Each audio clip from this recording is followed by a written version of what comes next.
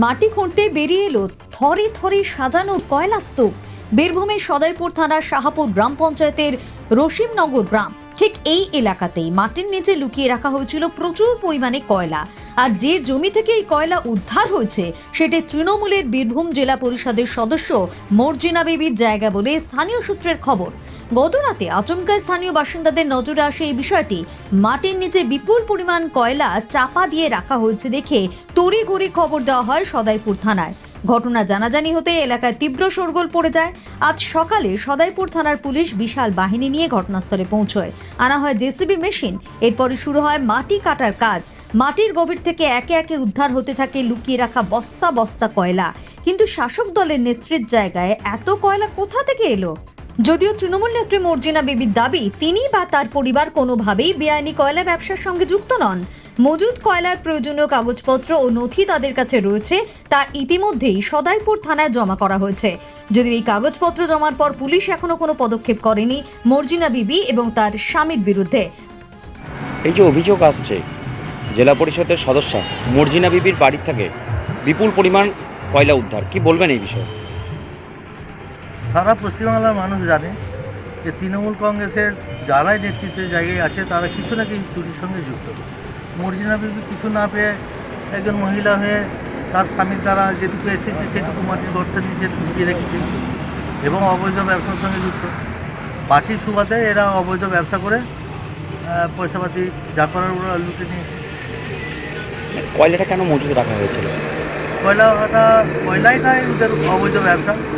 Central গভর্নমেন্টের যেহেতু সম্পত্তি সেগুলো লুটে খেতে হবে, এটাই তো ছিল তৃণমূলের কালচার। তিনি অভিযোগ অস্বীকার করেছেন। ওরা কোনো কিছু জিনিস স্বীকার করে, ওরা চুরি করবে অস্বীকার করবে, চুরি করবে অস্বীকার করবে, এটাই ওদের। পাশাপাশি মর্জিনা বিবির সঙ্গে এস2এস মিডিয়ার প্রতিনিধি কথা বলেন। তিনি ফোনে কি জানিয়েছেন শুনুন। দিদি নমস্কার। হ্যাঁ, নমস্কার। অভিযোগ আসছে যে আপনার মানে বাড়ির খামার বাড়ি থেকে কয়লা মজুদ ছিল বিশাল পরিমাণ, সেই কয়লাটা উদ্ধার হয়েছে, কি বলবেন এই বিষয়ে?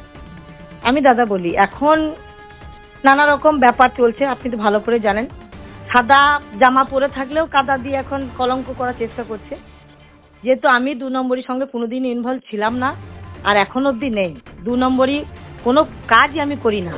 আমার যে কয়লাটা আছে আমি মোটামুটি চালান প্যাডে, আচ্ছা শুনতে পাচ্ছেন দাদা? হ্যাঁ শুনতে পাচ্ছি। আমি প্যাডে 200 কুইন্টাল কিনেছিলাম।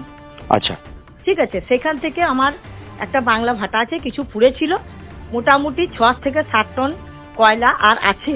সেই কয়লাটা বৃষ্টির ভয়ে বা লোকের জন্য বাইরে পড়ে আছে খামারে, কেউ নিয়ে চলে যাবে বলে একটু মাটিটা খানিক ঢাকা দিয়ে রাখা আছে হালকা করে। এখন কিছু লোক উস্কইছে থানাতে বলে বা বাইরে লোককে দিয়ে যে এরা 2 নম্বরই করে প্রচুর কয়লা পুঁতে রেখেছে, কিন্তু একদম ফালতু কথা, একদম মিথ্যে কথা।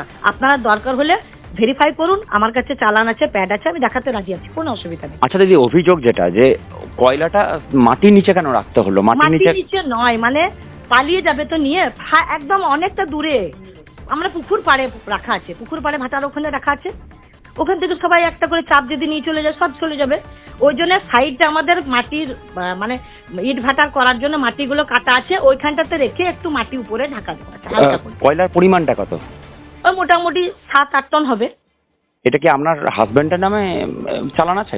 চালান আমার হাজবেন্ড এবং বন্ধু বুলু মৌলবী, ওর নামে আছে। আমরা তো দুজনে মিলে কিনা হয়েছিল কয়লাটা।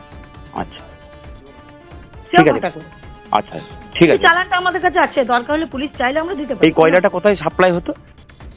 কয়লাটা আমরা কোথা থেকে দিয়েছিল যে কয়লাটা দমকা থেকে নিয়ে এসেছিল। না, এই কয়লাটা ব্যবহারের জন্য তো আমাদের ভাটার জন্য নিয়ে এসেছিল।